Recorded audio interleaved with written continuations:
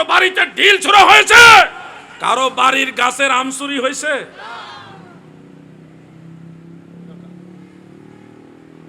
এরা যেখানে যায় ওখানে চুরি করে।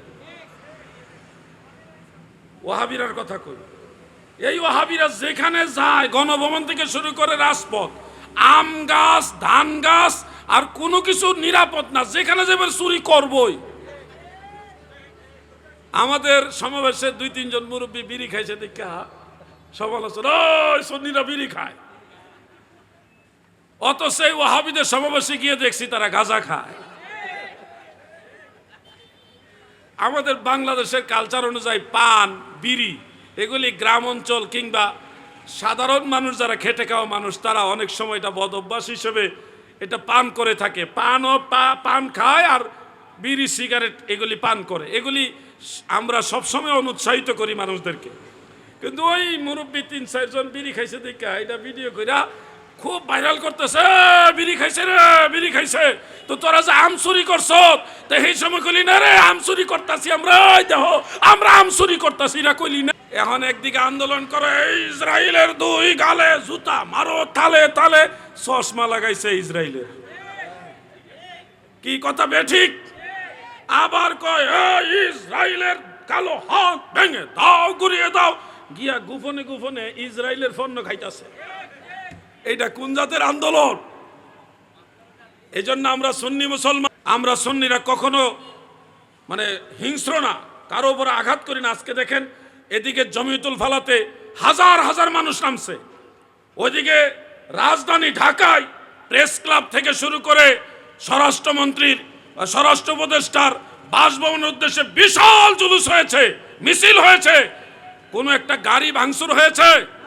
কারো উপর আঘাত করা হয়েছে? এগুলি হলো এক ধরনের লোক থাকে সবসময় পিছে লেগে থাকা। আমরা ওইটা চাই না। আমরা চাই 12 তারিখ যেমনিভাবে ফিলিস্তিনের মুসলমানদের পক্ষে ইসরায়েলের বিরুদ্ধে সমাবেশ হয়েছে, 26 তারিখেও ফিলিস্তিনের পক্ষে ইসরায়েলের বিরুদ্ধে সমাবেশ হয়েছে। বেশ কম হলো তারা নবীর নামে নারায়ে রিসালাতের স্লোগান দেয় নাই। আমরা নবীর উম্মত, নবীর সেনা, আমরা নারায়ে রিসালাতের স্লোগান দিয়েছি। ঠিক কিনা বলে?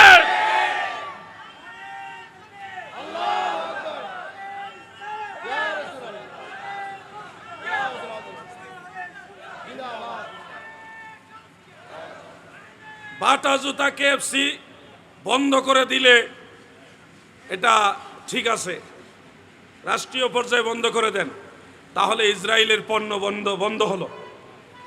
আর আপনাদেরকে স্পষ্ট বলি, ইসরায়েলকে শুধু মুখে মুখে বর্জন করলে হবে না, বাস্তবে আপনারা কি পেপসি, কোকা-কোলা বা ফান্টা, ইসরায়েলি পণ্য এগুলি বর্জন করবেন কিনা বলেন?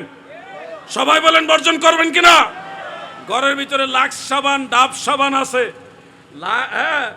সানসিল্ক শ্যাম্পু আছে, আসেনি? ডাব সাবান আছে, ডাব শ্যাম্পুও আছে, হুইল পাউডার, হুইল সাবান আসেনি? এখন ওয়াজ বিরুদ্ধে যাইতেছে মনে হয়। এতক্ষণ হুজুরে ঠিক আছিল, এখন আপনার ঘরে যা আছে এটা আইতাছে। শুধুমাত্র মুখে মুখে বললে হবে না ইসরায়েলকে উড়িয়ে দাও। ইসরায়েলকে দমন করতে হলে আপনার পক্ষ থেকে লাক্স সাবান, ডাব সাবান বা ইউনিলিভারের যত পণ্য আছে সব বয়কট করতে হবে। তাহলে বুঝবো যে আপনি ইসরায়েলের বিরুদ্ধে। যেই জিনিসটা এমন একটা প্রোডাক্ট যেটার বিকল্প আর কোনোটা নাই, তখন আপনি উজরের কারণে মাজুর বশত আপনি সেটা নিতে পারেন, কিন্তু যেটার বিকল্প আছে সেটা আপনি ইসরায়েলি পণ্য নিবেন না। এই পরামর্শগুলি আমরা সবসময় দেই। একদিকে এক কথা, আরেকদিকে আরেক কথা, এটা সুন্নি জনতা সমর্থন করে না। প্রিয় ভাই আমার, আপনাদেরকে বলে যাচ্ছি, চট্টগ্রাম এটা এমনিতে মদিনাতুল আউলিয়া, ওলি আল্লাহর শহর। সারা বাংলাদেশে সবচেয়ে বেশি মেহমানদারি হয় চট্টগ্রামে, দ্বিতীয় স্থানে সিলেট। সিলেটের মানুষ শুনলে আবার রাগ করবো যে আমাদেরকে প্রথম স্থান বললো না কেন। আমি বলবো যে সিলেট থেকে চট্টগ্রাম, চট্টগ্রাম থেকে সিলেট, এই অঞ্চলটা পুরাটাই হলো সুন্নিয়ত বা ওলি আল্লাহদের অধ্যুষিত এরিয়া। আপনি এই চট্টগ্রাম থেকে সিলেট পর্যন্ত যতগুলি জেলা পাইবেন, প্রত্যেকটা জেলার মানুষ আপ্যায়ন প্রিয়, আতিথেয়তা প্রিয়, কারণ এই শিক্ষাটা পাইছে তার আল্লাহর ওলিদের কাছ থেকে। আমার বাড়ি ব্রাহ্মণবাড়িয়া,